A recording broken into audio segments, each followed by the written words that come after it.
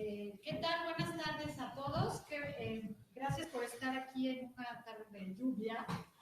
Empezamos un poquito tarde por aquello de las manifestaciones, lluvias, etcétera, ¿no?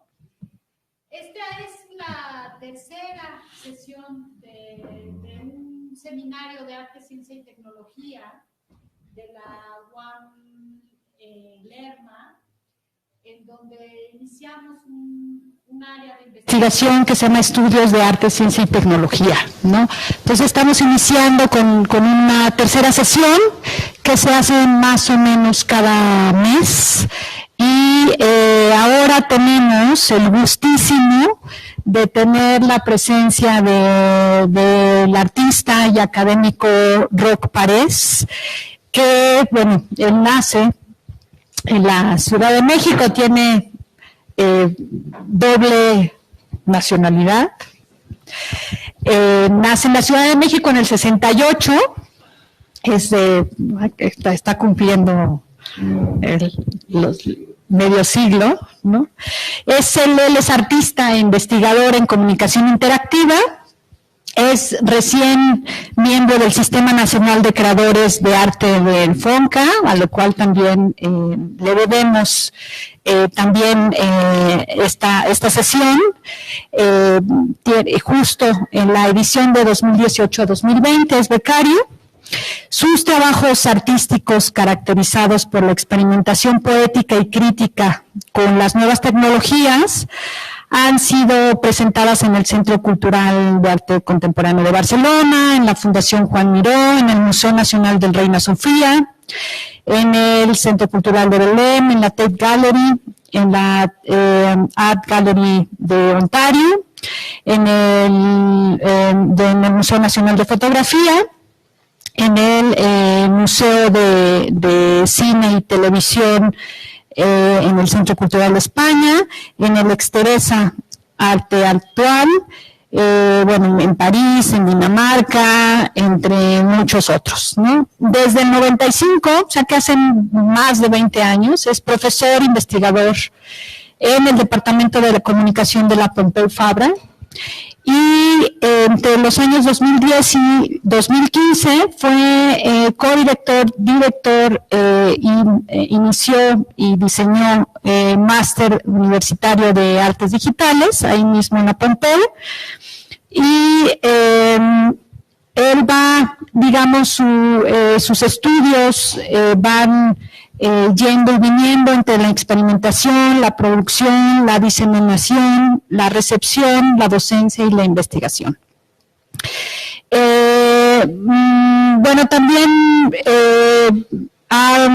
en estas 2 décadas más de dedicación interrumpida dentro del arte, ha sido, bueno, ha trabajado y colaborado como artista interdisciplinario que es, con científicos, con ingenieros, con instituciones, con colectivos, ¿no?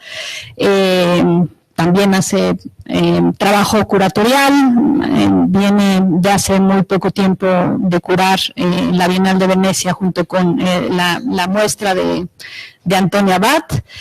Y impulsó y ha impulsado también plataformas pioneras dentro del arte electrónico, como la Galería Virtual desde 1993 a 2000, dedicada al desarrollo de la realidad virtual, el MACPA en línea de 1995 a 1997, como pueden ver son realmente líneas pioneras, una plataforma dedicada al arte en la red, y MAL, M-A-L, de 2011 a 2013, dedicada al arte con dispositivos móviles inteligentes.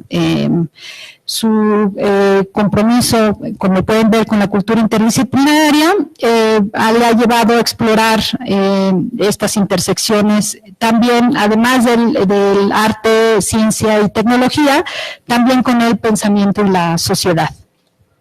Bueno, ha ganado muchos premios, siempre las semblanzas nunca son justas, pero bueno, ha ganado varios premios, tiene también varias investigaciones nacionales e internacionales. Algunos de los premios, por ejemplo, es en la Fundación Telefónica, en la misión de honor en el concurso internacional de arte y vida, y ha tenido, además de la distinción que tiene ahora como miembro nacional de creadores, muchos otros, becas en Alemania, en Barcelona, ha sido nominado por varios premios, ¿no? Bueno, pues el día de hoy nos va a hablar, realmente va a ser un agasajo porque van a ser realmente un trabajo abarcador de 17 años de performance con robot enfocado en su trabajo. Y bienvenidos y gracias a los que están aquí por estar y a los que nos oyen por red también por estar atentos. Muchas gracias. Sí, ¿se escucha? ¿Sí está entrando ese audio? Bueno, pues muchas gracias por estar aquí. Yo estoy súper emocionado de poder hablar sobre estos trabajos. Quiero agradecer muchísimo la invitación a la doctora Mónica Benítez y a toda el área de investigación de los estudios de arte, ciencia y tecnología de la UAM Lerma. La verdad es que llevo ya un tiempo colaborando con ellos, conociendo el trabajo que desarrollan y viendo formas de reciprocidad entre lo que son estudios tan semejantes como pueden ser los de artes digitales y tan distintos cuando se plantean en contextos tan diferentes como puede ser América, Europa, incluso por la distancia o proximidad que se establece con países donde se producen las tecnologías con las que estamos trabajando. Creo que México es un país muy rico en energía y en discurso a la hora de plantear trabajos. Apenas ayer estuve viendo trabajos terminales que van a salir ya de la licenciatura en Artes Digitales en UAM Lerma y fue un placer verlos y poder entenderlos y entender la dimensión que pueden llegar a tener y su potencial crítico sobre todo. Justamente creo porque México se sitúa tal vez en esta perspectiva de distancia con respecto a los lugares desde donde surge la tecnología.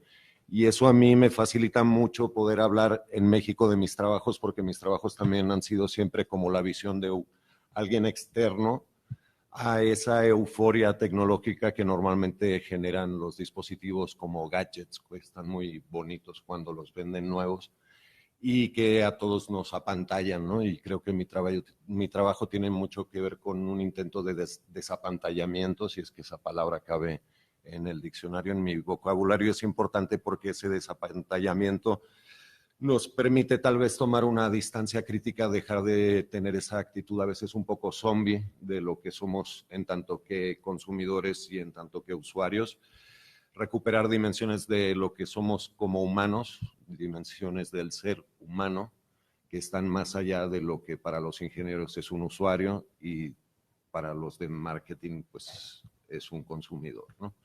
Entonces diría que justamente por ese motivo, cuando me invitaron a dar esta conferencia y no quería hacer algo que abarcara pues las 3 líneas de trabajo en las que he estado fluctuando desde que en 1990 consideré que había hecho un trabajo como artista y ya de ahí muchos de los trabajos que fui haciendo, casi todos experimentales, los fui metiendo en esta órbita de lo que es el arte, por bien que también es verdad que algunos de ellos paralelamente se han presentado en foros o congresos o simposios de tipo académico y científico y técnico, pero para mí el énfasis está en este punto de vista como externo a la tecnología, donde el arte pues desarrolla un espíritu crítico, no buscando una belleza, que como van a ver no es el espíritu con el que hago estos trabajos, sino buscando una posición de experimentación y de investigación que sea lo más autónoma posible, buscando este espacio que podríamos llamar como una zona temporalmente autónoma desde la cual poder lanzar una propuesta con suerte poder sintonizar con sensibilidad de otras personas. Con las personas del presente, muchas gracias, con las personas también del pasado y tal vez del futuro, ¿no? En realidad estamos en un diálogo permanente con personas que vienen de otras dimensiones, que a veces nos parecen cercanas, otras nos parecen muy lejanas, muchas de ellas las tenemos mitificadísimas. Una de las que yo admiro es Karel Čapek, que fue el autor de Ruhr, esa primera obra de teatro en la que aparece por primera vez el concepto de robot, y que a diferencia de lo que muchas personas piensan, el concepto y el nombre de la palabra robot no aparece, no viene del mundo de la ingeniería ni de la ciencia, sino viene del mundo del teatro.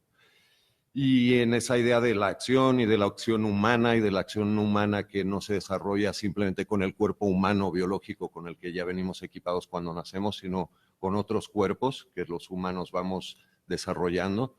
Algunos de ellos son cuerpos medio reapropiados cuando hay mezclas entre lo orgánico y lo mecánico, por ejemplo. Y en otros casos, pues son cuerpos, podríamos decir, electromecánicos, autónomos, dotados de una cierta inteligencia o de unos procesos que les permiten articular eso que les entra por sus sensores, lo equivalente a lo que son nuestros canales sensoriales, y eso que ellos pueden hacer con sus actuadores, lo que se asemeja a nuestras extremidades o a nuestro aparato fonador, etcétera.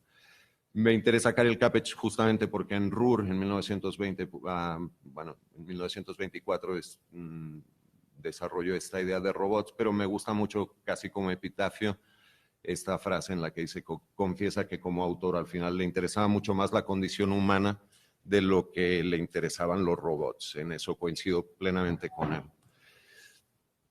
Entonces, bueno, ¿por qué me interesa esta idea de performance con robots y por qué he estado acudiendo a ella desde hace 17 años o así?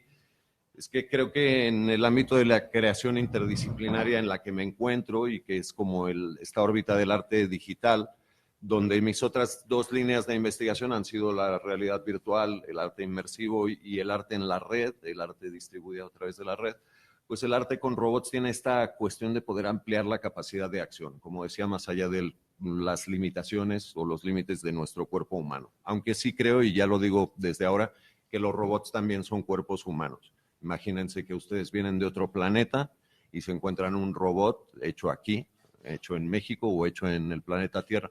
Pues evidentemente ese sería un cuerpo y sería un cuerpo de los humanos, ¿no? Aunque no fuera un cuerpo biológico. Esta idea de ampliar no solo la acción, sino también el pensamiento y la emoción a través de otros cuerpos me parece sugerente, interesante. En mis performances con robots se produce una encrucijada, creo que tensa, entre lo que es el texto teatral y el código de programación. Creo que son dos nuevas formas dos formas de escritura, una con una larga tradición, otra muy primitiva, es decir, muy nueva, la escritura del código computacional. Y aún siendo de formas y de tradiciones muy distintas, pero creo que hay ahí algo en común que tiene que ver con lo que es poder, digamos, planificar la acción de esos cuerpos, ¿no? En el texto dramático, por un lado, y por otra parte en la programación, que en mi caso es algo que resuelvo en colaboración con otras personas, pues se produce esta idea de un proceso en el que se está haciendo una investigación sobre lo que son las acciones.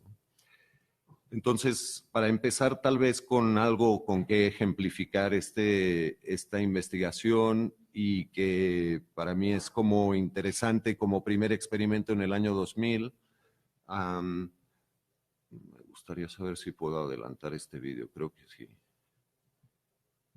Sí. Está bien curioso lo que hace el PowerPoint en esta última versión. No, yo estoy deseoso de que jale el video, pero no veo que... ¿Sí o no?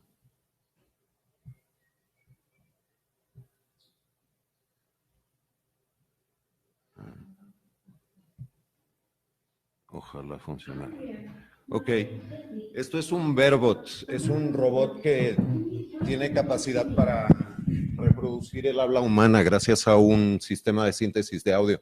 Normalmente se conversa con este robot a partir de una consola de texto en la que uno en su computadora pues entra palabras, ¿no? Y le hace preguntas o intenta tener un diálogo con esta inteligencia artificial.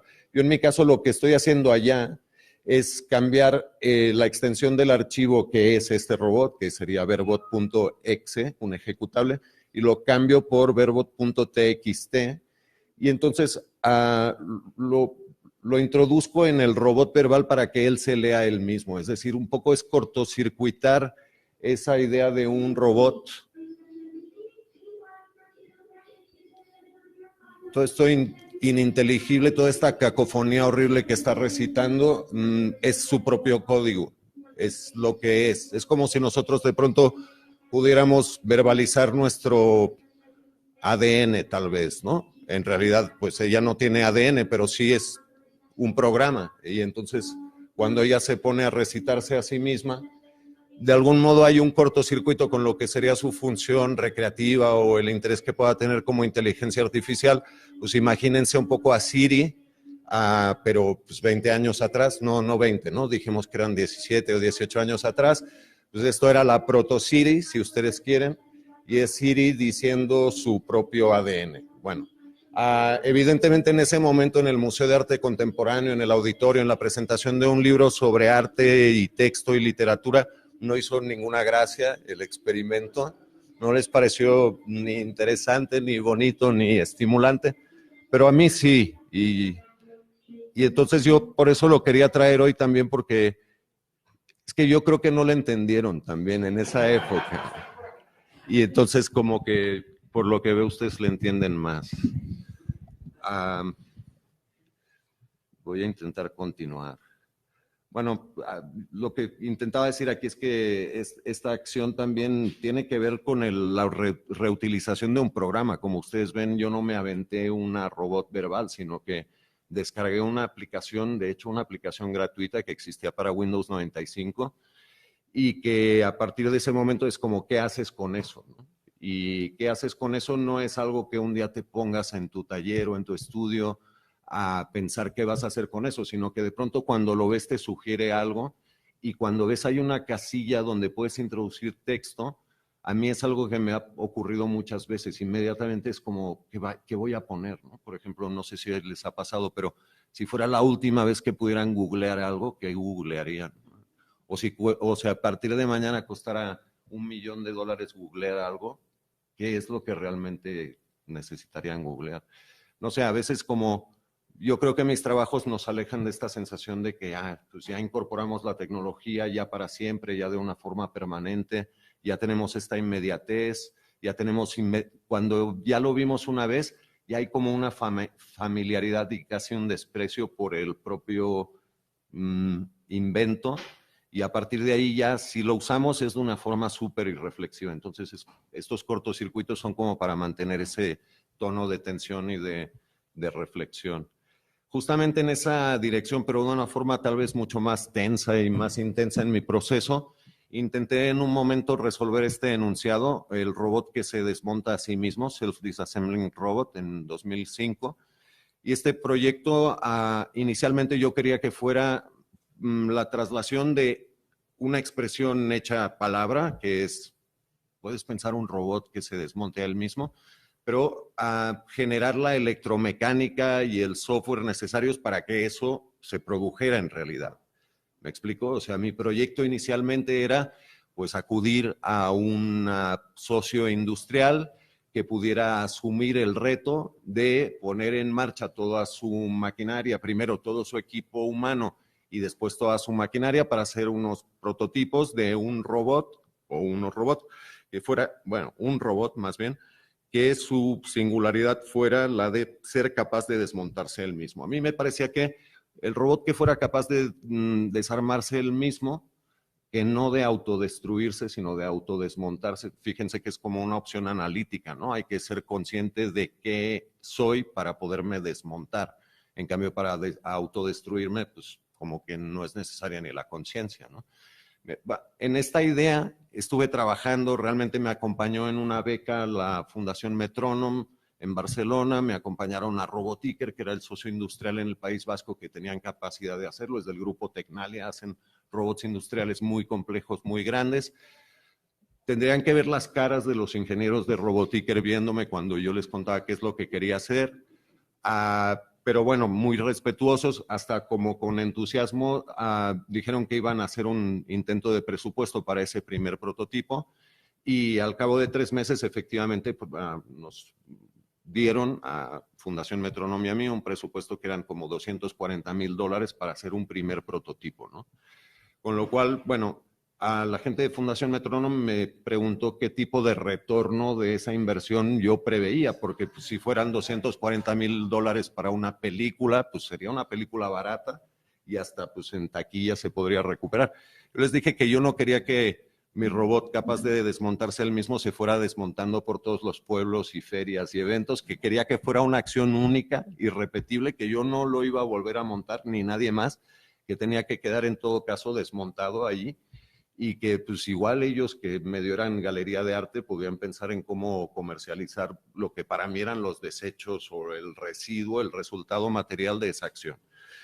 Total que, bueno, a eso no se llegó a realizar como tal, se iba acercando la fecha en la que yo tenía que justificar los 6,000 euros que tal vez me dieron para montar todo esto y en lo que estuve trabajando, viajando, dialogando con la gente de Roboticker, y se acercaba la fecha límite para hacer una memoria del proyecto y entonces lo que tuve que hacer en ese momento fue complicado, que es, bueno, no tengo el robot que se desmonta él mismo, pero voy a hablarle a una amiga mía, a Sonia Piqué, la están viendo acá junto con un modelo virtual de un brazo robótico industrial. Sonia es una bailarina experta hoy en día, pero había tenido problemas con su cuerpo en algunos momentos que le habían dificultado desarrollar su trabajo como bailarina. Me parecía que esta idea del trabajador, el robot, capaz de desmontarse del mismo, que para mí era como una fábula acerca de la vigencia de la idea del trabajo como eje vertebrador de los individuos y de las sociedades contemporáneas. Funcionaba así, Sonia se ponía a bailar, hacía una especie de striptease en el que se quitaba la ropa, con eso iba desapareciendo articulación por articulación el modelo virtual del robot. Evidentemente era algo mucho más elemental, mucho más sencillo de lo que yo hubiera querido hacer inicialmente, pero es que realmente estaba llegando a una situación límite. Para mí hay una enorme relación entre estas imágenes de Chaplin enredado en esa máquina como si fuera un personaje de la primera revolución industrial, en cómo nos estamos enredando nosotros como personas, como parte de otros engranajes quizá no tan pesados, quizá no tan visibles de lo que es esta tercera revolución industrial, que es la de la robótica, la inteligencia artificial, etcétera. Bueno, me quito. Como ven, yo estoy en un proceso de desaparición gradual y me estoy casi diría desmontando, tal vez desvaneciendo, sí. Y entonces paso a este otro que es de los más amenos, la verdad, que es La voz de su amo. Como ven, este sí es de esas cosas que tiene el peligro de que es casi igual de intenso contado por teléfono que visto, ¿no? Entonces, como pues ya mejor lo cuentas por teléfono y no tienes que tomarte la molestia de hacerlo. Pero tenía muchas ganas de generar un performance donde un dispositivo obsoleto, este gramófono que Edison no solo patentó, sino que consiguió que se convirtiera en un estándar, lamentablemente, porque desplazó el gramófono que estamos viendo aquí es el que desplazó al fonógrafo, que eran los cilindros de cera. Si comercialmente no hubiera sido un éxito esto y nos hubiéramos quedado con los cilindros de cera, creo que todas más o menos tendríamos en nuestras casas, igual que tenemos fotos de abuelos, bisabuelos, tatarabuelos, pues tendríamos sus voces, porque lo que perdimos en el cambio del fonógrafo al gramófono es que este es un aparato solamente para reproducción, mientras que aquel era de grabación y reproducción. Me interesaba que ese aparato hoy obsoleto, que dista 100 años más o menos del perro robot Aibo de Sony, fuera el que condicionara totalmente el movimiento de Aibo, ¿no? El aparato obsoleto dándole instrucciones al high-tech. ¿Cómo se las da? Bueno, pues yo grabé discos de gramófono, subiendo los archivos por FTP a un servidor de una empresa que graba discos de vinil. Y entonces puse en un gramófono la voz de mi hijo y en el otro la voz de mi hija. Cada uno de ellos en este segundo acto, que ya tiene 2 gramófonos a diferencia del primer acto, pues confunde al perro. Uno le dice bring the ball, el otro le dice bring the bone. Ball y bone son los 2 juguetes que ya traía Aibo integrados, y las palabras ball y bone ya forman parte del léxico de Aibo, con lo cual a las voces le estaban pidiendo cosas, se confundía, se acababa frustrando mucho, allá lo aventaba todo y así. Y bueno, este performance como que sí que tenía algo más ameno, amable que las otras cosas así más conceptuales y adultas que vimos antes. A mí me gusta menos, pero sí, o sea, creo que por lo menos se entiende el espíritu. Y pasó una cosa que es que este video nunca sabes por dónde circulan, ¿no? Cuando subes algo a la red. Y aparte de haber llegado a algunas exposiciones, como una exposición en Corea, en la que no estuve, pero mandé el video y lo presentaron, y pues está simpático que en Corea quieran poner en tu exposición era una exposición sobre cultura digital, quisieran poner este video junto con muchos otros. Tal vez es que tampoco tenía mucha gente que le hubiera mandado videos, no lo sé, o sea, pero me pareció curioso. Y la otra es que entró en un foro de discusión sobre gramófonos, ya sabes, anticuarios y así. Y un anticuario, no me acuerdo si alemán, pero decía que era el mejor video de gramófonos que habías visto en su vida. Y yo no sé nada sobre gramófonos. Bueno, sí abrí la tapa. Si se fijan, hay algo que tienen muy en común, y es, así como lo digo en chiste, pero es cuidado, el perro robot y el gramófono. El gramófono y el perro robot no vemos su mecanismo interior. El gramófono tiene como una carpintería lacada con sus capas de barniz y no se ve la maquinaria, que es como de reloj de pared casi, ¿no? Y el perro robot pues trae sus como placas, parece como lo de las langostas, ¿no? Pero las langostas sí traen eso no para esconder las vísceras, sino porque para protegerse de los depredadores. Pero el Aibo lo trae más bien para no mostrarte todos los cables, servomotores, todo lo que está allá adentro. Que yo creo que para hacer un juguete educativo pues es una opción bien rara hacerlo opaco, ¿verdad? Pero bueno. Entonces, no sé dónde estoy. Sí. Un proyecto no realizado, que podrías decir, ya hablaste del robot que se desmontaba él. Ese más o menos fue realizado de una forma así como saliendo por la tangente. Ni siquiera esto. Yo colaboraba con estoy desde hace 23 años en una universidad donde hay mi departamento que es de comunicación, por tanto es como de artes y humanidades, comunicación, y después hay otro que es de ingeniería. Y en esta de ingeniería tienen un robot que se llama iCube y que, como ven, tiene unas extremidades superiores antropomórficas muy sofisticadas, ¿no? Es de los brazos y manos antropomórficas más cuidados que se han hecho para un robot, haciendo que es un robot de código abierto, ¿no? O sea, es como una obra de ingeniería muy padre y están muy bien hechas las manos. Entonces, iCube le dieron forma de niño chiquito, que es algo horrible, ¿no? Porque en realidad hay muchos niños en el mundo que son trabajadores forzados, y como que aventarse a un robot que tiene forma de niño es algo bastante despiadado desde mi punto de vista. Y no es broma, pero lo hicieron en forma de niño porque proviene de uno de estos proyectos de investigación en los que se busca la idea del embodied cognition o cognición corporeizada. Piensan que las computadoras han ido evolucionando estando estacionarias o estáticas sobre una mesa, y que hasta que no les demos sus sensores y sus actuadores para que puedan interactuar con el mundo, algo así como si fuera una langosta teléfono o una cosa así, pues hasta que no les pongamos sus sensores y sus actuadores a las computadoras, no van a empezar a desarrollarse y aprender por sí mismas. Eso es lo que busca iCube, como pues es una computadora, pero es un robot, tiene sus sensores, sus actuadores, este brazo es uno de sus actuadores y es muy sofisticado, y tiene visión artificial. Entonces yo lo que quería era como hacer unas tarjetas donde estuvieran las formas de unas sombras para ser proyectadas, como en este libro de 1859, que me parece una maravilla, ¿no? Henry Bursill recogió muchas de las figuras como sombras hechas con las manos, y quería que iCube fuera capaz de aprender a través de su visión artificial, coordinada con su procesador y coordinando su actuador, viéndose él en su sombra en la pared. Estoy haciendo gestos muy raros. Viéndose él en la pared, pues acomodando hasta que pudiera reproducir una sombra. ¿A poco no está bonito? Y si él fuera capaz como de aprender más sombras y así, igual al final hacía cosas que no son de la imaginación de los seres humanos, sino de la suya propia, que eso estaría mucho más interesante. Bueno, esto último que dije, más bien bórrenlo. Otro proyecto, y sí realizado, y en una forma de trabajar que a mí me parece interesante, se llama Our remote selves, y este título sí está muy difícil de traducir, pero sería como nuestros yos remotos. O sea, cuando ustedes formulan la frase mi propio yo, más o menos saben de qué están hablando. Es algo bien complejo, pero si dicen mi propio yo, nada más añádanle mi propio yo remoto o mis propios yos remotos. Como ahorita que yo estaba compartiendo con remota, no, remoto. Estaba compartiendo con Mónica la ubicación de donde venía mi taxi, pues mi yo remoto estaba en la pantalla de tu celular, ahí como una representación bien burda, no era yo de carne y hueso así como soy, era así como apenas un circulito con una foto que yo puse y sí.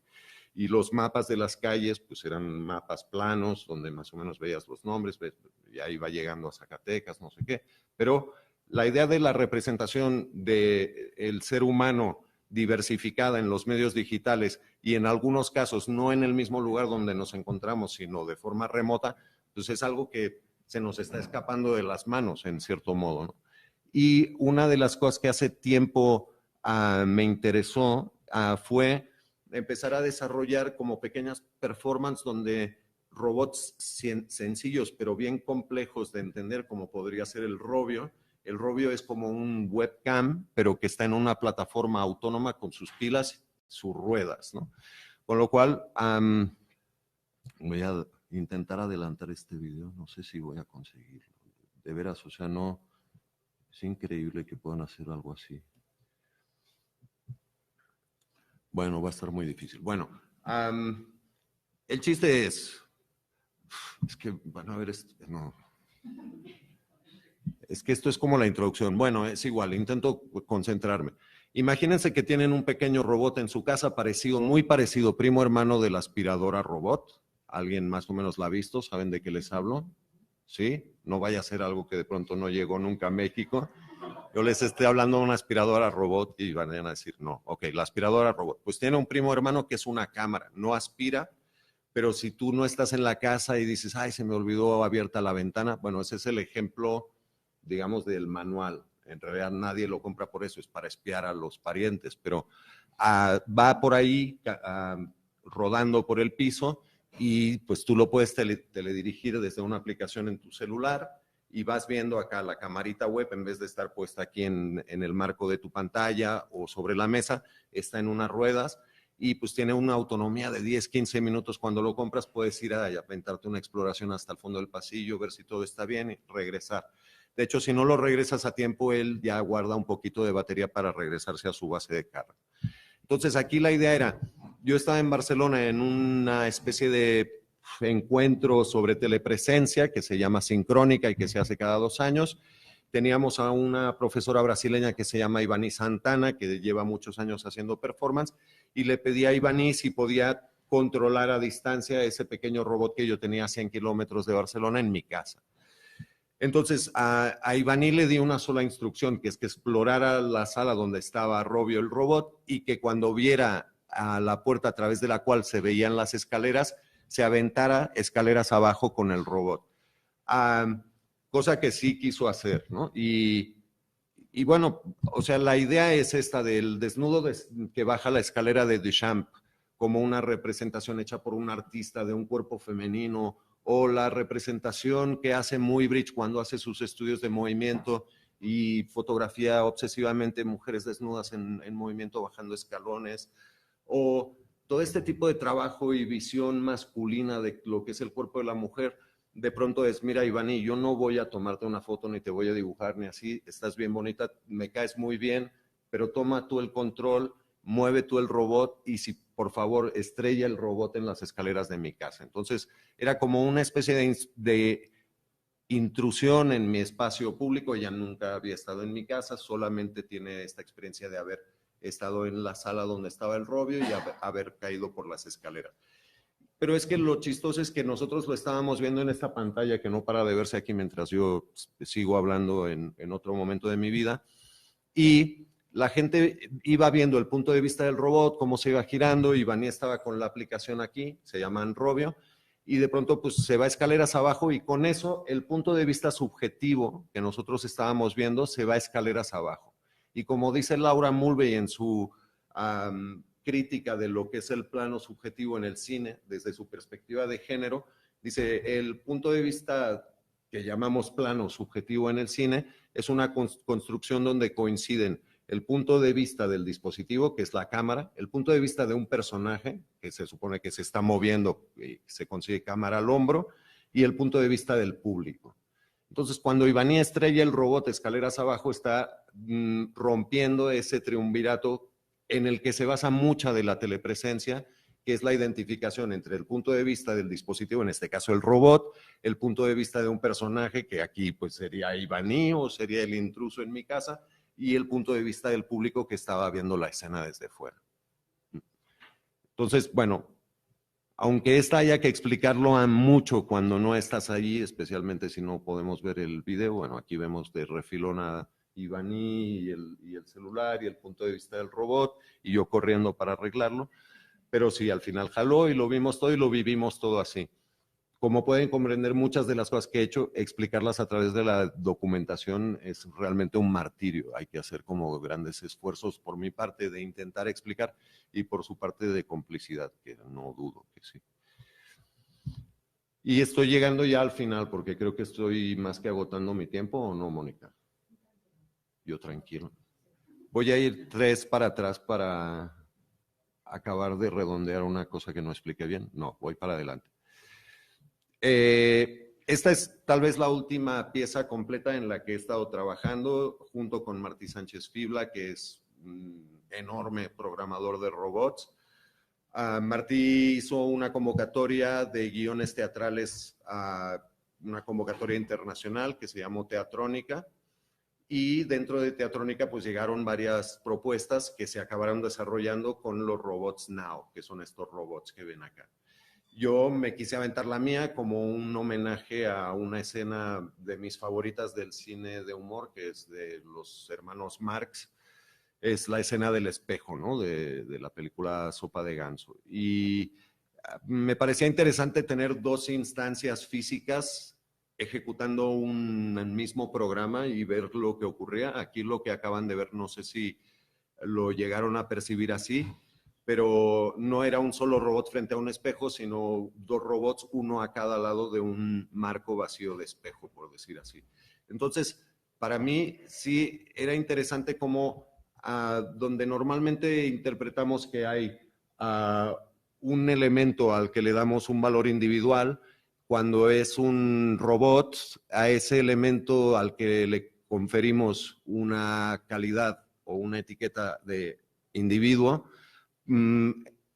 normalmente consideramos que es un sujeto, ¿no? Pero como ven, yo que estudié en una facultad de Bellas Artes donde todavía estaban las disciplinas académicas tradicionales y me especialicé dentro de la especialidad de escultura, para mí no deja de ser un objeto complejo, más que un sujeto, ¿no? Es un objeto, cada uno de estos robots es un objeto articulado que cada uno de ellos tiene sus características, no sus propiedades materiales, su materialidad le confiere pues unas características que no son aparentes a nuestros sentidos, nos podemos relacionar con ellos, y a la vez tiene su comportamiento, que es algo que está medio programado, pero medio también funcionando en lo que se conectan sus sensores, su visión artificial, sus sensores de presión que tienen los pies, muchos sensores que están integrados en su carcasa o debajo de ella, y se integran con sus actuadores. Entonces estos pequeños robots son capaces de moverse por el mundo, coordinando con su procesador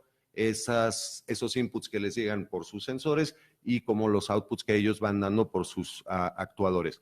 Lo que me parecía interesante era como cuando un robot está preprogramado o lo programas para hacer algo, tiene muchas contingencias como el desgaste de los motores, de las correas, lo cargadas o descargadas que puedan llegar a estar las baterías, con lo cual si tienes exactamente la misma rutina de movimientos, exactamente el mismo guión y los pones simultáneamente a ejecutarlo así como ahora, no van a jalar igual, va a llegar un momento donde va a haber pequeños desfases y en esos pequeños desfases para mí hay algo como muy interesante, ¿no? Muy inquietante, que es, tal vez es eso que dice ya la frase mexicana que del dicho al hecho hay un buen trecho, pero como que en este arte de las acciones teatrales con robots, Lo dicho sería la programación de computadora que se hizo a partir de un guión literario escrito previamente, seguramente, o en colaboración. En este caso fue como en colaboración. Y que finalmente el hecho es ejecutado por estos cuerpos que yo sí les llamo humanos, pero que son robots. Y que en ese paso de lo que le dices que vaya a hacer a lo que va a hacer, va a haber toda una serie de cosas, algunas de ellas tan chiquitas como una mota de polvo, cualquier cosa que vaya a hacer que vaya a cambiar lo que tú habías previsto. Está chistoso que teniendo ya nada más 2, o incluso pasaría más si tuvieras 4 o 12 o los que fueran, pues verías que eso que les estás diciendo que hagan no lo hacen igual, ¿no? Y ahí es donde, aunque yo tenga que valorarlo más como un objeto que como un sujeto, porque como les digo, pues yo venía del mundo de la escultura y los robotcitos se me hacen objetos más que sujetos, pero aún así, cuando empiezan a aparecer esas pequeñas diferencias en las que no están ejecutando la rutina de una forma estricta, sino cada uno de ellos a su manera, pues como que sí sientes que se está alejando del mundo de los objetos y efectivamente que estás programando unos sujetos, unas subjetividades que pueden estar presentes como robots o que pueden estar más o menos remotas cuando distribuimos las acciones con los procesos en lugares físicamente distantes. Y eso es más o menos todo.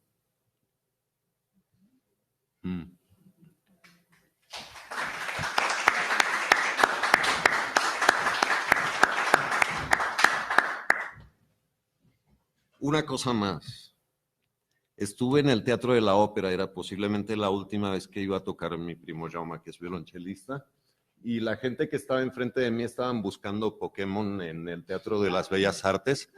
Como la obra que estábamos viendo ese día es de Karel Čapek, que es el mismo autor al que me refería al principio, pero esta obra no era RUR, no es la de los robots, sino que es el cuento de los insectos que se aventó 2 años antes Čapek. No pude resistir de terminar con esta imagen. Pero pido disculpas a la doctora Benítez.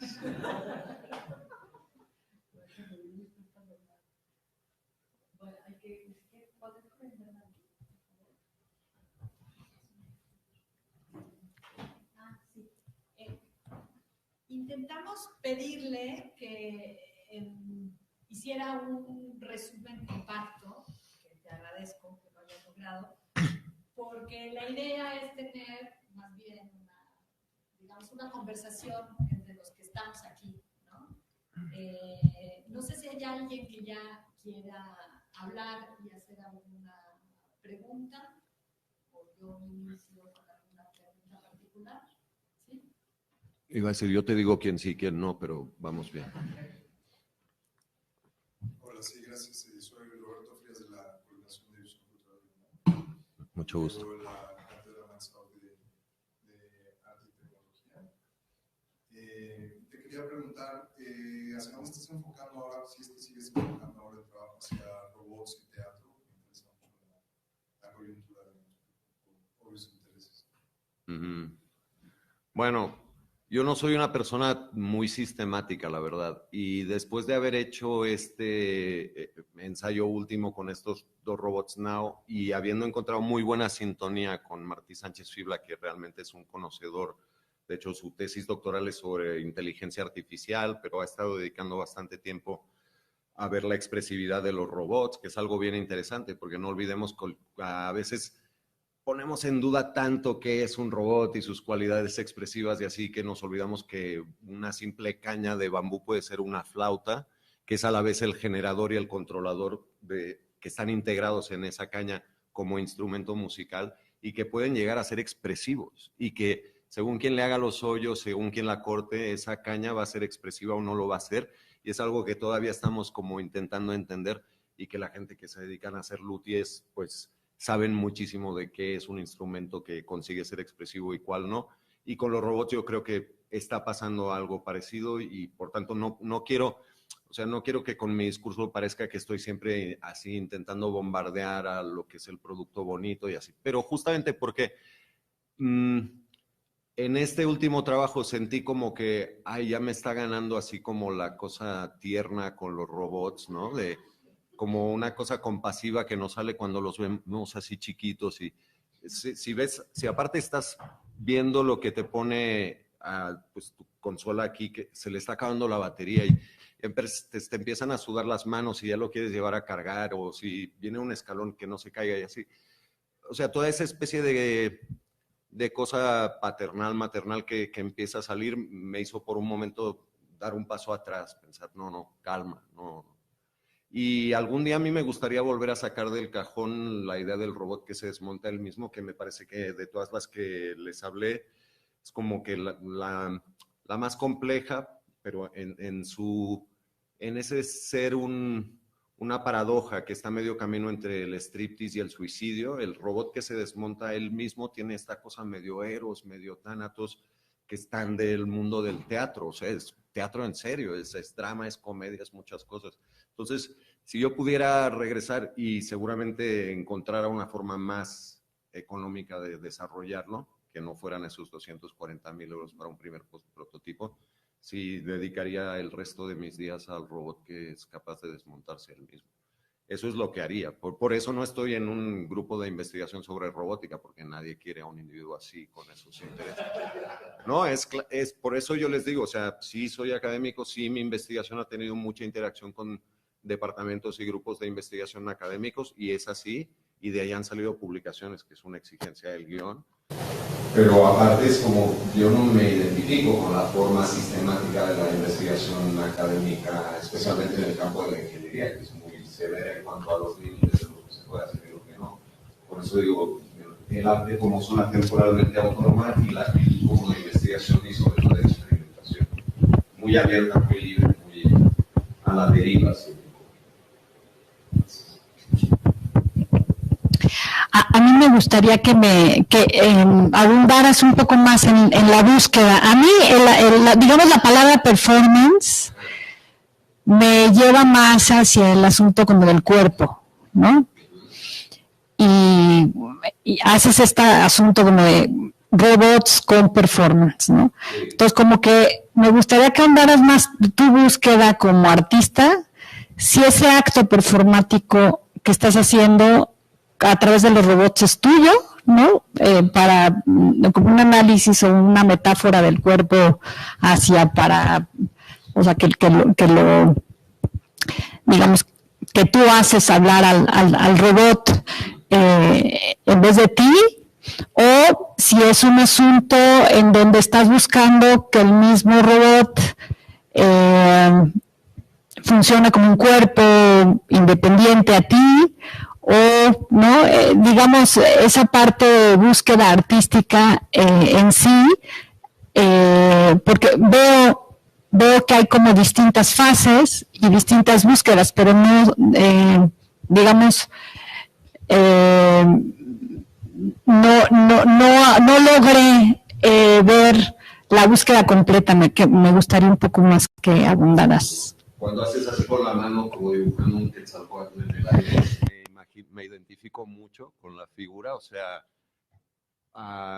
lo de emplumado más bien, o sea, como hay muchos elementos en los que te podías entretener a ver detalles que se parecen entre un proyecto y otro y así, pero hay como ese zigzag que a los galeristas no les gusta, que a los departamentos universitarios no les interesa, etcétera, que es un zigzag de pura curiosidad, que es en lo que me guío. O sea, realmente cuando hace 3 años y medio hablé con tus estudiantes que empezaban la carrera de arte digital en Lerma y alguien cuestionó por qué mis proyectos parecían caros, pero no se entendía muy bien hacia dónde iban.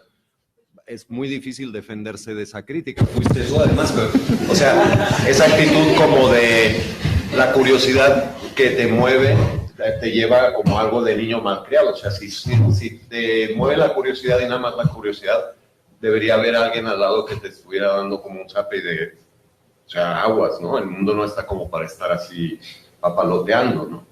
Pero sí hay papaloteo en ese proceso y está clarísimo. Cuando dices, esos cuerpos, esos robots son cuerpos que te representan a ti o sustituyen al tuyo, el que uso como robot de telepresencia en el performance de nuestros YOS remotos, si te acuerdas, el que desde la aplicación estaba en mi casa y 100 kilómetros a distancia se tiraba escaleras abajo y pues, ese robot sí lo habíamos tenido en la sala de arriba de la casa donde a veces mi hija estudiaba piano. Y cuando yo estaba en Barcelona, a 100 kilómetros de ahí, o estaba viajando por Europa, a veces sí le entraba y más o menos a la hora que yo sabía que ella estaba estudiando piano. En cuanto el robot se empezaba a mover allá en ese rincón y ella estaba tocando ahí como donde está Lina el piano al fondo de la sala, ella ya se giraba como sabiendo que yo era la única persona que usaba ese robot, porque evidentemente no era algo que fuera a mover un extraño. Ya se volteaba así como con una sonrisa en la que sí me estaba reconociendo a mí y no al objeto. Es decir, tal vez al girarse ya no estaba ni activando su reconocimiento visual del objeto, que seguramente le valía, porque es un objeto aparte poco interesante o poco como muy neutro o muy así. Pero cuando ella se volteaba así que en su mirada yo veía como, qué bueno, o sea, decidiste, en vez de hablar por teléfono o mandar un WhatsApp, como decidiste acercarte a ver cómo estoy estudiando. Y aparte, como yo nunca la obligué a estudiar piano, era buena onda. Si yo la hubiera estado obligando, oye, estudia diario, no sé qué, el día que yo hubiera estado de viaje y se empieza a mover el robot, pues a mi hija ¿no? Como que seguramente se hubiera puesto bien tensa.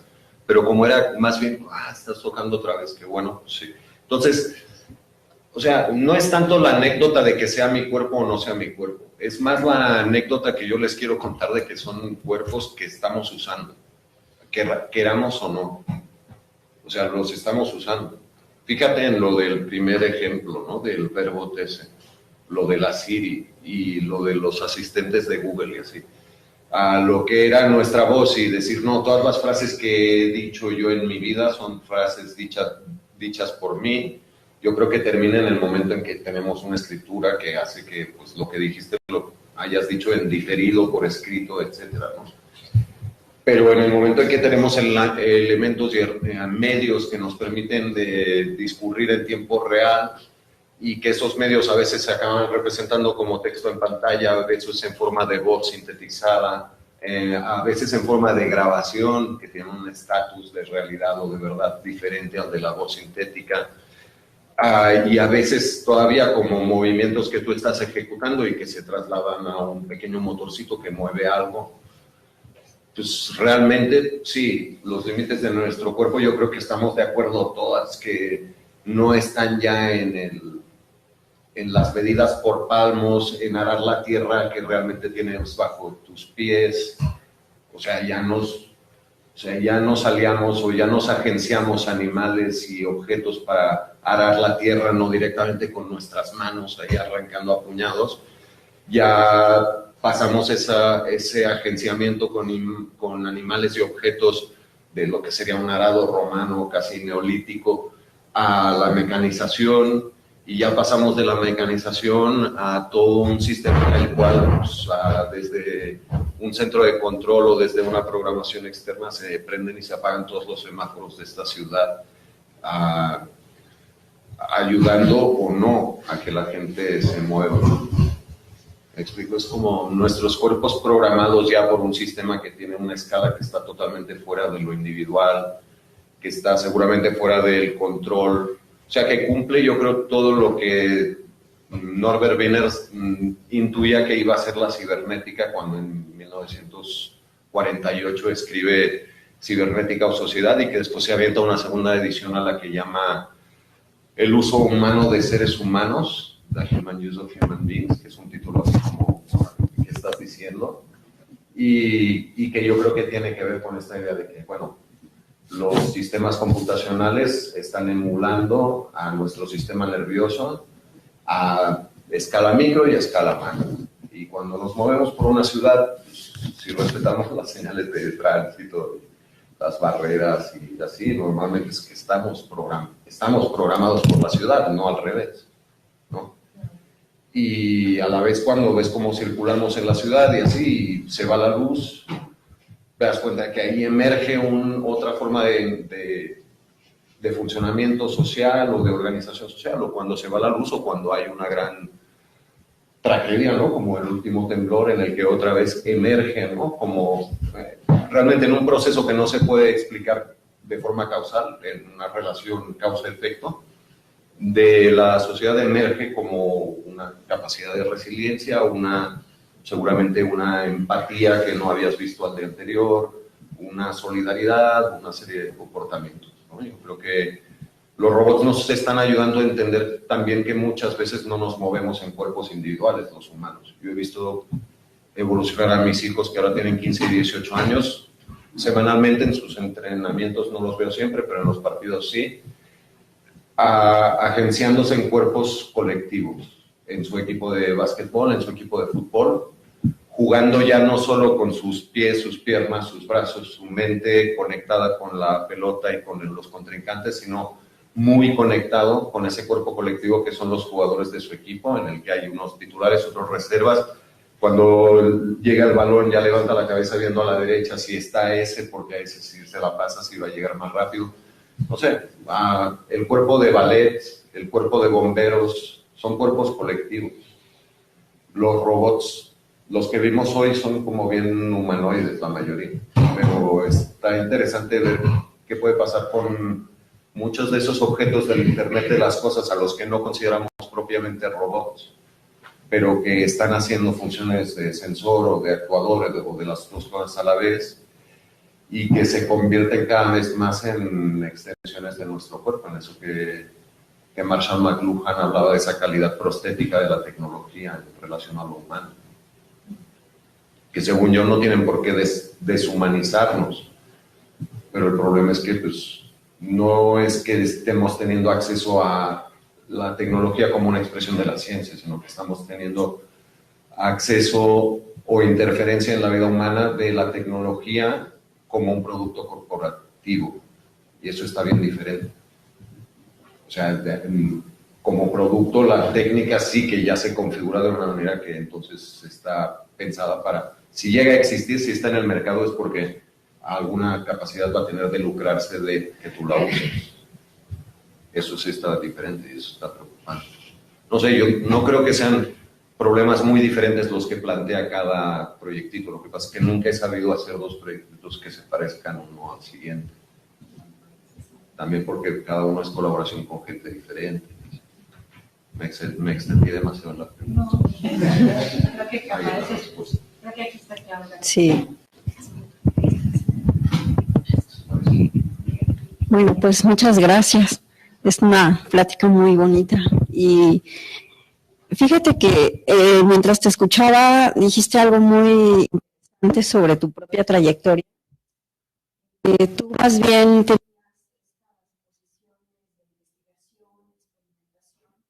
y que no era necesariamente trabajar la cuestión de la belleza. Me parece muy interesante esto y ojalá nos pudieras dar pues una visión muy personal, una cosa muy, muy tuya en el sentido, digamos, de que vienes de una academia de artes, ¿no? Donde la idea de esta academia pues fue la defensa de la belleza de algún modo, ¿no? En la postura de la creación de la obra, es la parte formal, la cuestión estética, pero entonces ¿dónde queda en este devenir tuyo, en esta trayectoria tan interesante que te toca esta transición entre lo análogo y lo digital, que de algún modo lo vemos aquí, pero cómo revientas, rehaces o no tocas o pasas de largo esta idea de la belleza de la parte académica y en esta transición hacia este otro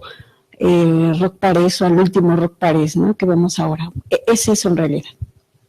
Wow, es súper difícil y compleja pregunta, ¿no? Pero yo creo que te tengo que explicar un poquito. Cuando yo estudié Bellas Artes en Barcelona, el modelo a seguir, siempre existe más o menos un modelo a seguir para cada generación, era el de Miquel Barceló. No sé si ubicas este pintor con un galerista famoso en Suiza, participando en pues, las ferias de arte internacional más importantes, cotizando como joven pintor y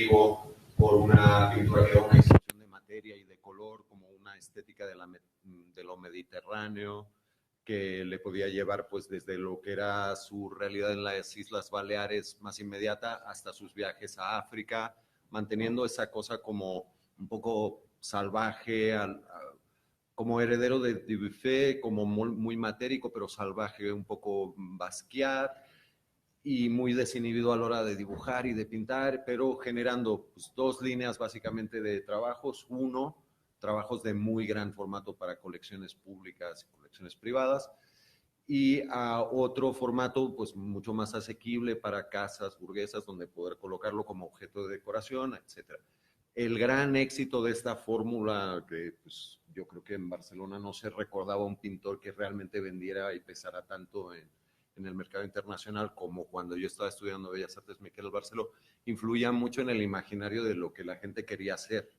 A mí ya en tercero de carrera me habían expulsado del departamento de pintura, con lo cual ya no tenía esa referencia como a perseguir, pero sí creo que en ese momento ya empezó a estar muy en crisis ese modelo de artista que producía, que tenía un galerista que diseminaba con los medios clásicos de la exposición y el catálogo, que lo ponía en valor y que a partir de ahí era una carrera en la que el artista era un productor y entonces había un circuito, una cadena, un mundo galerístico, museístico que lo ponían en juego. A mí ya me tocó un momento en el que dije, no, pues yo creo que el artista no es un productor, sino que el artista es más bien, como yo lo entiendo, un experimentador, que esos experimentos se pueden validar como prototipos o demostradores en una vía académica de la ciencia y la tecnología, pero que en un mundo de artes y humanidades esa experimentación se puede validar cuando no tiene forma de texto como prototipos o demostradores en un proyecto de investigación en el cual igual es una instalación interactiva o igual es una performance interactiva, una performance medial o lo que sea, pero puede tener un valor complementario al que es la producción de conocimiento más formal, más estructural como texto, ¿no? Pero entonces, ¿tú dirías que es bello el texto de la investigación académica en el mundo de la ciencia, de la tecnología, del arte o de las humanidades? Pues está difícil. Realmente los papers académicos de los departamentos de artes y humanidades están lejos de ser una bella pieza de literatura, ¿no? Están muy lejos de ser eso. Es más, a veces es como para replantearse si entraste en la academia, decir, realmente este es lo que yo quiero leer en mi vida, papers académicos de arte, ciencia, tecnología, está muy difícil, no es eso. Pero entonces yo creo que en esta experimentación más a nivel con lo que está utilizando sistemas de realidad virtual o robots o la red como entorno para generar arte, en algunos momentos yo pienso el valor que tú decías que sería como el valor formal y el valor conceptual de una pieza, los he ampliado o los he apuntalado con un valor, digamos, contextual y otro valor relacional. Y a veces, aunque las cosas no estén bonitas, pero sí es como evidente para la gente que están generando ahí como una especie de ruido o de, ¿cómo se dice? O sea, que rechinan de una forma en la que te hacen voltear y te hacen pensar. Aunque no esté bonito, si rechina y te hace voltear y te hace pensar, a veces yo creo que tiene una especie de belleza en su inutilidad o algo así. Sí, sí creo. O sea, estamos en un entorno que tiene una presión tan productiva y en una forma en la que pues, ya no somos solo consumidores o hiperconsumidores con Internet, sino que tenemos que ser prosumers, ¿no? Consumidores, productores, que al final hacer una apología de lo improductivo y hacer una crítica del robot como el típico elemento que representa el trabajo y toda esa moral, lo siento, es una moral católica en la que yo no coincido, de el trabajo dignifica a la persona, entonces vamos a crear trabajadores chiquitos, pues no sé, o sea, es como, a mí me parece más digno un muñeco que representa un vagabundo y esté tomando el sol debajo de un puente, más que un muñeco que representa un trabajador que te va a arreglar la casa y te va a vigilar el patio o va a ser como tu pareja y te va a hablar y te va a sonreír.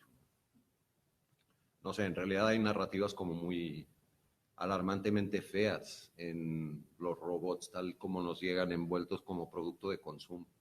Cuando nos llegan inmediatamente no las vemos, pero en cuanto empiezan a pasar de moda, es como pues, dices, no, eso estaba bien feo, eso estaba bien mal hecho, estaba bien piñata, ¿no?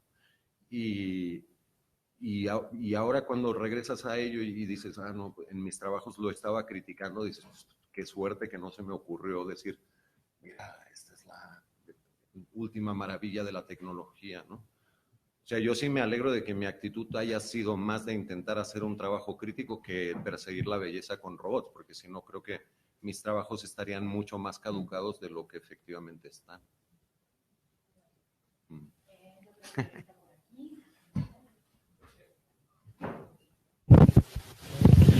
Hola, otra vez te lo digo, soy Santiago Negrete de la UAM Coajimalpa, que es la UAM pues, más cercana a la UAM Lerma, y trabajo en el Departamento de Tecnologías de Información, pero este departamento está metido dentro de una división que se llama Ciencias de la Comunicación y Diseño. Entonces tenemos 3 departamentos, Comunicación, Diseño y Tecnologías.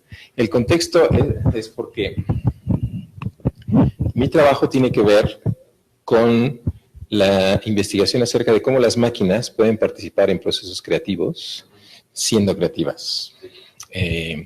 Entonces, a mí me interesa mucho, porque nosotros lo vivimos todos los días, cómo funciona tu proceso de trabajo con personas de los otros departamentos, ¿no? Que dices que tienes relación desde el departamento de comunicación con gente de informática y de otros departamentos. Entonces me interesa mucho saber cómo trabajas con ellos. Y nosotros no utilizamos robots humanoides. También tenemos un departamento donde hacen robots humanoides, pero no estamos interesados en la relación con las máquinas en ese sentido del humano con la máquina que se parece al humano, sino en general en las máquinas como cualquier cosa, como esas bocinas, como esto.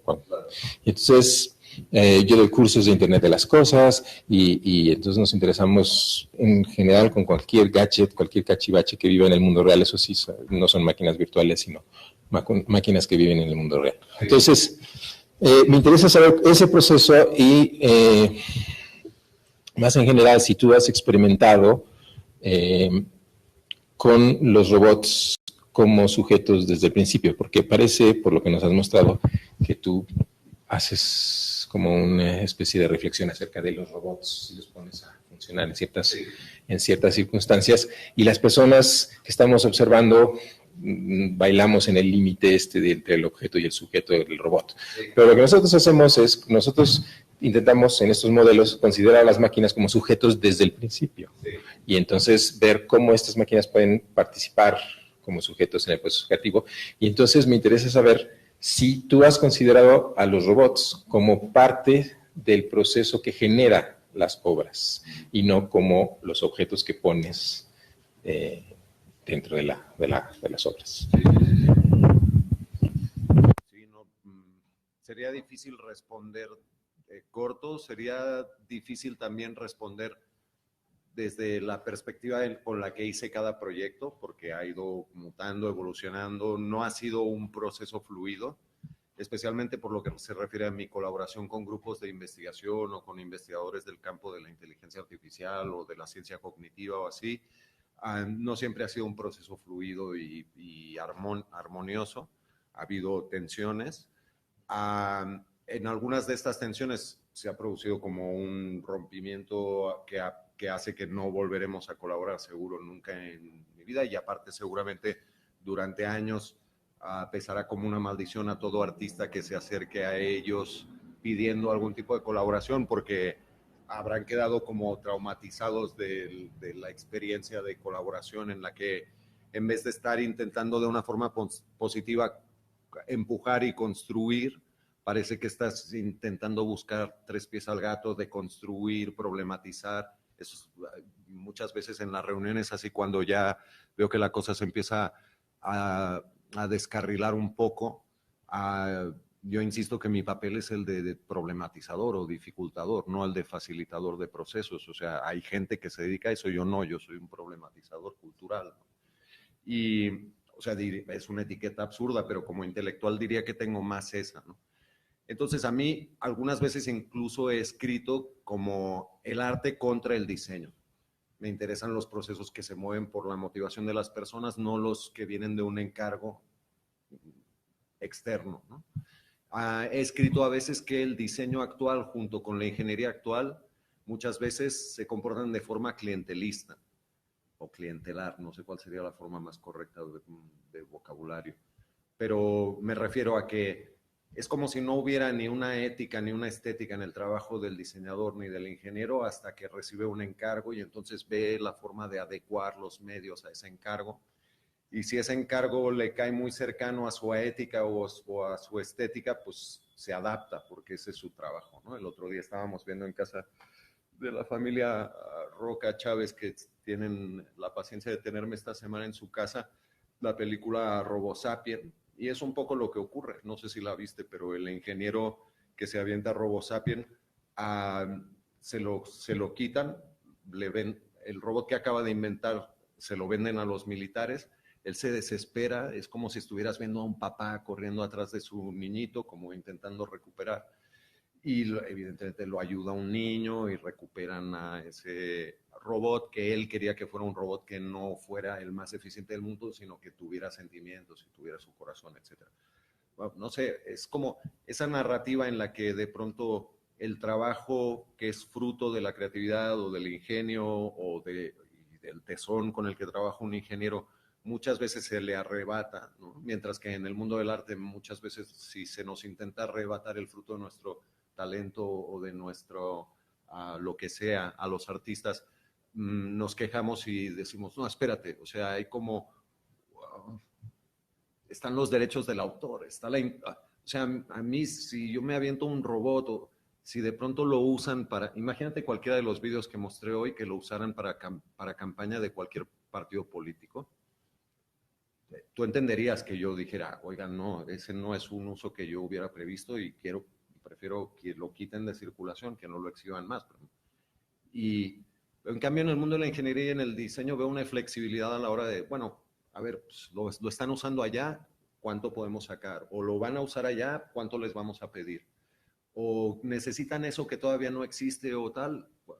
Entonces, sí, es como, entiendo que lo que estoy diciendo es que en el mundo del arte no hay una superioridad moral, pero hay como una sensación de que los procesos tienen un responsable último, que soy yo. No es el jefe del departamento, no es nadie, no es el presidente de la República. O sea, mis procesos, mis cosas que les enseño acá, tienen un responsable último que soy yo. Y eso las hace hacer como son, a veces incómoda y a veces dinamitando esa idea del progreso que a mí me parece como un relato complicado. Por otra parte, la idea de, a ver, la colaboración universitaria muchas veces, como yo la vi en el Xerox PARC, el PARC es el Palo Alto Research Center que tenía Xerox en California y donde durante muchos años se desarrolló esto, ¿no? La interfaz de ventanas, el ratón, la forma como interactuamos con interfaz gráfica de usuario con las computadoras.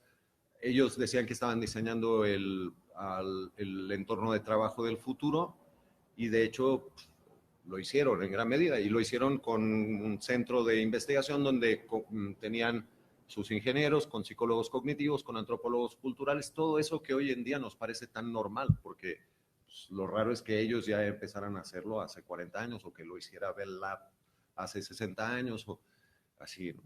Lo que estaría interesante es que las oportunidades que genera la academia o la industria para que todos aportemos algo en lo que tiene que ser la sociedad del conocimiento, como este paso que tenemos pendiente de vamos a ir de la sociedad de la información a la sociedad del conocimiento, que sea un paso inclusivo, en el que realmente los procesos, todos los que compartimos y aportamos, los que aportamos una visión crítica, los que aportan una visión no crítica, pero trabajan mucho y todos tuviéramos igualdad de oportunidades. Y eso no es así. Es como si ves los presupuestos de investigación académica, pues la mayor parte se van a ciencia y tecnología y dejan de lado a humanidades y artes. La mayor parte de los procesos, no sé, es como hay estas asimetrías que hacen que se haga difícil hacer amigos en la interdisciplinariedad que uno desea. No, es como una interdisciplinariedad deseada, pero no estamos partiendo de igualdad de oportunidades. Y entonces se hace incómodo. Es así. No sé, intento responder de una forma muy sincera. De veras. ¿Has utilizado los robots en la gestación, por llamarlo de alguna manera, de las propuestas artísticas? Sí, yo diría. Nada más como objetos de... No. Yo diría que si algo tienen en común, también respondiendo a Mónica, hay una idea como de autocrítica inmanente, ¿no? Y eso supongo que es un concepto bien oscuro que José Luis Brea lo elaboró mucho en su teoría del arte postmedia, pero esta autocrítica inmanente es como que el propio robot se está presentando a él mismo de una forma tal vez como descarnada, y te está mostrando unas interioridades que casi diríamos son obscenas por el hecho de que normalmente la industria y el diseño las dejan fuera de escena, fuera de lo que es visible, por eso obscenas, y que en esa obscenidad de mostrarse tal vez más como son, de pronto, o sea, es algo a lo que yo los intento empujar o a lo que yo creo que llegan a mostrar que habitualmente no muestran, que es eso lo que a mí me interesa, con lo cual yo diría que sí que los uso como sustancialmente como sujetos que para mí tienen ese estatus. Y yo diría que es una forma de considerar su estatus de sujetos que viene ya como, no soy un nativo digital, pero sí soy una persona que ha crecido con muchos juguetes que eran como pequeños robots y que ha vivido en situaciones en donde esos objetos han tenido sentido. No solo me han activado intelectualmente, sino emocionalmente y han conducido mis acciones en algunos momentos. Soy de los niños que sí quería una piedra mascota. Imagínate lo sensible que puedo llegar a ser un robot. Va en serio lo de la piedra mascota. Pero quería la del súper, no quería la que te quería dar. La piedra mascota encuentra con la palabra piedra mascota. Rock. Vale. Hola. No sé, bueno. Eric Olivares, diseñador y artista de performance, profesor de diseño experimental de la FAD UNAM, exalumno de Rock desde, creo, la segunda edición del aquel máster de artes digitales, ¿no? Y bueno, no sé, igual puedo aportar un poco al tema que estaban comentando. Antes de ir a Barcelona y a la Pompeu Fabra, tuve la oportunidad de ser de la primera generación pues de locos que creamos el Centro Multimedia del Centro de las Artes con Andrea Di Castro, Covarrubias y demás. Y algo que en particular era interesante cuando nos invitaron, porque bueno, pues allí detrás de eso, aparte de Andrea Di Castro, estaba Melquiades Herrera y estaban muchísimas gentes importantes, tanto del mundo del diseño como del arte y demás. Recuerdo que en aquel entonces le pidieron a cada profesor que llamaran como a sus prospectos para formar parte de esto, ¿no? Dentro de esos prospectos había de todo, había diseñadores, había artistas, había ingenieros y demás. Algo que en particular ocurrió y que parecía especialmente interesante, bueno, Toño Ibanez, que también fue alumno tuyo, era que en particular, en especial quizá los músicos, los ingenieros propiamente dicho, eran gente que tenía como un perfil particular, o sea, estaban como ese ingenieros en sí mismo no era el típico ingeniero de que si le propones algo que es como fuera de lo lógico, lo funcional, como que no lo entiende, sino al contrario, se permitían experimentar y buscar alternativas distintas, ¿no? En ese sentido, pues yo siempre he pensado que el arte ha permitido de alguna forma a veces resolver cosas que desde la tecnocracia no se pueden resolver, justamente porque no hay esos límites, digamos, ni conceptuales ni formales, y simplemente te duele la cabeza para resolver las cosas, ¿no? Entonces, para mí esa parte es modular, ¿no? O sea, ese deambular entre arte, diseño, ingeniería y poder entender cada una de esas áreas y poder permitirte armar equipos que se complementen, ¿no? Yo creo que lo más difícil a nivel institucional es dentro de solo una facultad de ingeniería, por ejemplo, encontrar la gente que tenga ese perfil, ¿no? Que seguramente choca quizá con algún otro que pretende dar una solución determinada, no lo sé. Lo que tú dices que es, o sea, en realidad es que nuestra cultura fluctúa entre lo artístico, humanístico, científico y técnico, y fluctúa tanto que está creando ya como unos movimientos armónicos que se nos están rompiendo las estructuras que tiene la academia, como de crear compartimentos estancos, ¿no? Sí, pero eso también está fácil decirlo, pero al final se están creando nuevos programas de estudio, seguramente más conscientes de esa permeabilidad que deben tener las disciplinas, etcétera, pero son procesos muy lentos. La academia, si por algo se caracteriza, no es precisamente por su agilidad, ¿no? Es más bien al contrario. Pero bueno, a fin de cuentas, o sea, yo creo que si todos estamos intentando apoyar un pensamiento crítico, se puede ir en esa dirección. No siempre parece que todos estemos intentando apoyar un pensamiento crítico, porque un pensamiento crítico pone en crisis o pone en duda muchos de los desarrollos económicos en los que se apoya el desarrollo tecnológico, ¿no? Entonces ahí es como, yo la verdad muchas veces sí tengo la sensación de que se prefiere que la gente no sepa. O sea, lo digo así, muchas veces tengo la sensación de que se prefiere que vayamos a menos capacidad de comprensión. Que si estamos en una cultura que podría explotar como una cultura interdisciplinar sin límites, pero que muchas veces estamos ahí encogidos porque hay una cosa bien orwelliana de control social que de una forma o de otra, desde el poder político o corporativo, está oprimiendo. Y se está oprimiendo a base de representaciones que simplifican muchos procesos humanos, los convierten en iconcitos, besitos, se convierten en cosas así, y que con el robot por lo menos no estamos en la órbita siempre de la representación, estamos también en la órbita de la presencia, y más allá de si tiene aspecto de niño o no, o de florero o de lo que sea, es algo que está presente en el espacio. Eso es como, yo diría que eso lo hace muy importante, ¿no? En lo que son nuestras acciones cotidianas, el hecho de que no es una representación, sino que es una presencia. ¿Alguien más? Ajá.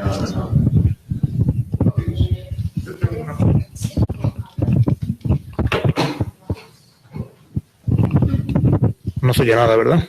No. Yo soy Diego, también soy artista en medios. De hecho, tengo un método de trabajo bastante parecido al tuyo, donde entro y salgo. Perdón, lo que sí es, te pido el micrófono porque por el asunto de... Ah, ok, perdón. Yo pensé que era más como un ícono de poder para el que está hablando.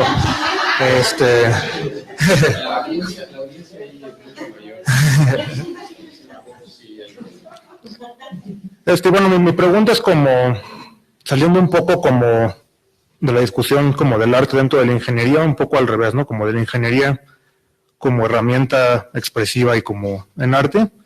Yo sí veo como que hay cierta línea en tu trabajo en el que la disección es muy importante, ¿no? O sea, el robot que lee su código es algún tipo de autodisección de alguna manera, ¿no? O sea, como que le preguntas de qué está hecho y te lo responde, ¿no? Obviamente el robot que es tuyo, bueno, desasambla, es pues lo mismo, ¿no?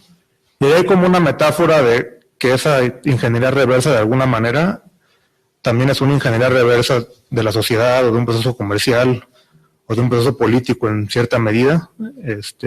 Y te quería preguntar como qué tan consciente es esa metáfora o qué tanto emerge como de la curiosidad y las simples ganas de desarmar algo y cómo funciona. Está muy padre. Bueno, sí he leído la estética hacker y cosas así como de Caimán, en donde esa curiosidad que te lleva a ir metiendo la punta de un cuchillito hasta que ves cómo salta la tapa y ahí tienes como un placer infinito porque empiezas a ver cables y rueditas y ya empiezas a entender cómo es, pero viene alguien que como le tapas rápido y te vas corriendo, no vaya a ser que se vea que tú tenías ahí interés y curiosidad de saber, porque normalmente la gente desconfía de los curiosos, ¿no? Y eso es como, pero a la vez, o sea, yo si tuviera que hacer así un autoanálisis de cómo me he comportado en mi vida, no he sido ese tipo de persona. En realidad no he sido el que está metiendo ahí el cuchillo. Es como si fuera más bien el diablo que debe tener aquí la persona que está metiendo el cuchillo y que le está diciendo no, pero no soy yo no soy esa mano que está ahí operando.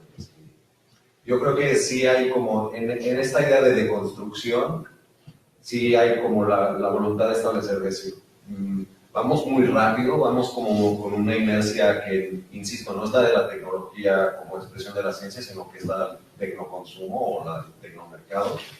Y esa velocidad hace que muchas cosas las demos por buenas sin la reflexión mínima necesaria, ¿no? Sin la aceptación de buen grado desde el entendimiento y desde la aceptación emocional de las cosas. Es casi una imposición constante a la que nos está sometiendo, ¿no? Las oleadas estas de renovación de programas, de tal. Y entonces ahí estamos intentando salir a flote, pero yo creo que sí que el arte es uno de esos ámbitos, de los pocos reductos donde creo que se puede ejercer esta crítica, que pues, no sé si te vas a ver exposiciones hoy en día en México, pues el que no está haciendo una crítica de los medios de comunicación está haciendo del poder político y el que no lo está haciendo. A fin de cuentas, yo siento más afinidades con otras expresiones artísticas que también utilizan como el recurso de la autocrítica inmanente, que las imágenes no se presentan solo como son, sino como una crítica de sí mismas y del discurso que las sostiene, y que está tal vez en una órbita de feminismo, de activismo económico, social, o sea, me siento más cercano a eso que a otros trabajos que se presentan como arte digital, desde una estética apantalladora, espectacularizadora, etc. O sea, algunas veces he puesto como etiqueta en mi trabajo como anti-espectacular y eso no es muy marketingiano, ¿no? Y dices, no, pues seguro que sí, o sea, seguro que igual como hay gente que cree que es muy marketingiano fast food y que si le dices slow food van a decir, no, pues no vas a vender, no va a venir nadie a tu restaurante. Espérate.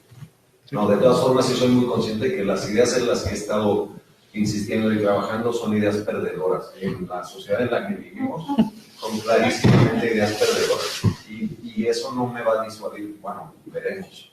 O sea, los 50 años no me ha disuadido de seguir intentando. Pero sí, estoy como casado con esas ideas perdedoras. ¿Alguien tiene una última pregunta?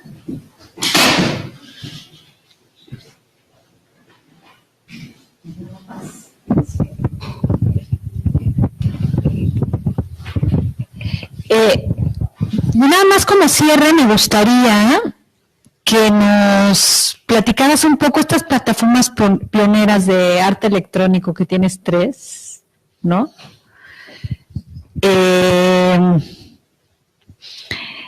También, digamos, son como galerías, ¿no? Bueno, unas plataformas que me hablaron, porque además ya no están, creo, ninguna de las 3 principales de las que mencionamos al principio, activas, pero también ¿cuál fue tu interés dentro del mundo como virtual en cuanto a ese proyecto? Y agradecerte mucho que estuvieras aquí con nosotros.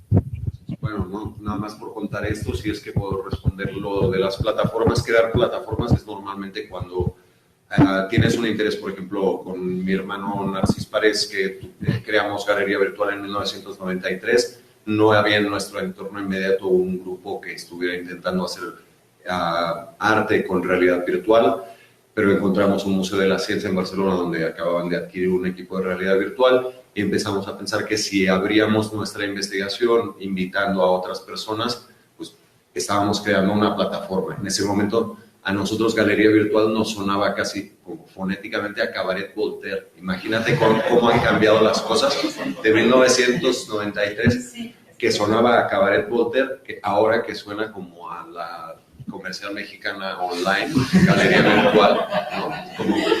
Es así, pero es que ha cambiado dramáticamente. O sea, eso sí le dio en la torre al look de nuestro proyecto, o sea, Galería Virtual. Entonces, en el año 2000 dejamos de trabajar como Galería Virtual, como plataforma, después de haber invitado a Joan Fontcuberta a hacer un proyecto y haberlo presentado en muchas partes, a Perry Hoverman haber hecho un proyecto y presentado en muchas partes, a Andrés Lewis Richter también. bueno, hacer esas colaboraciones. Eso es una plataforma, funciona durante un tiempo, después se agota la colaboración, en este caso entre un hermano ingeniero que tiene otras cosas más importantes o de más entidad o lo que sea, ¿no? O sea, después otra plataforma que se menciona es la del MAL, ¿no? El Laboratorio de Arte Móvil. Pues después de haber colaborado años con Antonio Abad, escribiendo cosas sobre sus proyectos de Megafon, de arte en línea, con dispositivos móviles, se nos ocurre hacer una convocatoria internacional en la cual pedimos ideas de aplicaciones artísticas para teléfonos celulares y invitamos a 3 programadores muy buenos que conocemos y los juntamos con estos artistas que tienen esas ideas, y Antoni y Sander Bernhoff y yo hacemos como de mentores de esos proyectos, los empujamos hasta hacer prototipo. A eso lo llamamos plataforma, pero definitivamente no es una galería. Ni la primera en realidad virtual lo era, ni esta lo es. Lo que pasa es que este ya se llama Laboratorio de Arte Móvil. Yo creo que ahí ya está mejor la analogía, la plataforma como laboratorio, más que la plataforma como galería. Y la tercera que se mencionaba ahí era Magma en línea, que esa era como desde la universidad pública, nosotros llegamos al Museo de Arte Contemporáneo que justo se estaba inaugurando en 1996 en Barcelona. Les decimos, oiga, tienen un edificio blanco increíble de Richard Meyer, no me gusta nada, pero costó muy caro, pero son un museo que está abriendo sus puertas en el año 96. O sea, se han planteado que existe internet y que pues, hay espacio virtual que debería ser espacio que también se ocupara para experimentación artística. Entonces dicen, bueno, ok, vamos a intentar hacer el proyecto. Y esa plataforma nos permite trabajar durante unos años experimentando arte en red, con todos los problemas de que una institución artística quiere también un punto de información, de que no era claro todavía cómo se estaba usando Internet en el mundo del arte, que nosotros lo queríamos usar como plataforma de experimentación y a ellos tal vez les surgía más resolver otros temas, pero bueno, se pudo desarrollar durante 4 años Magma en línea y de ahí surgió una de las piezas de NetApp bonitas que hay de los 90, que es el Sísifo de Antonio Abad, ¿no? Que es una pieza que se inició allá en colaboración con el de Papam Tongarewa Museum, que parece que me lo haya inventado, pero es de Wellington, de Nueva Zelanda, a la antípoda de Barcelona. Eran esos 2 hombres que jalaban una cuerda desde 2 navegadores, uno en un servidor en Barcelona y otro en Nueva Zelanda, en Wellington. Entonces, esas son las plataformas. Ninguna de las 3 es galería. Una se llamó galería por error y las otras pues han tenido su recorrido, pero pues todo se acaba. Muchas gracias por la invitación, por su interés, por sus preguntas.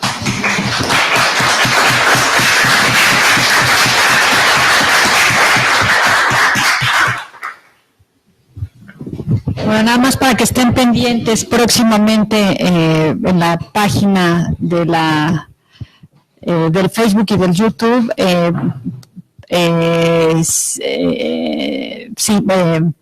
Daremos a conocer la siguiente sesión de nuestro seminario. Claudia, si quieres le puedes dar el...